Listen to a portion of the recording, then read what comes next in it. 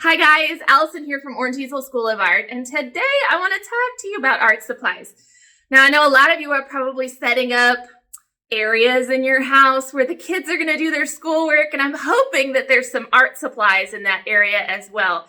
But there are some supplies that are better suited for home use than others. So I'm going to give you 3 swaps that will help control the mess. So swap number 1, I've got tempera paint here.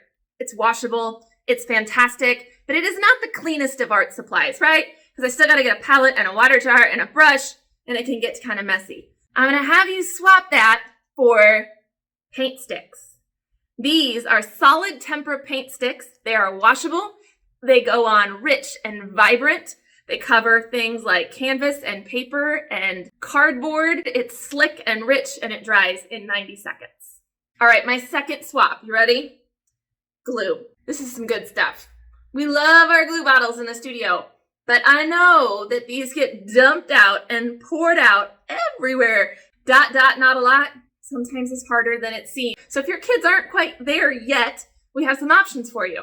And what we do in the studio is we swap it for a smaller bottle, because that way if they empty it out, at least it's not as big of a puddle. The other option is to swap it out completely and go with a glue stick, because then you don't even have to mess with it.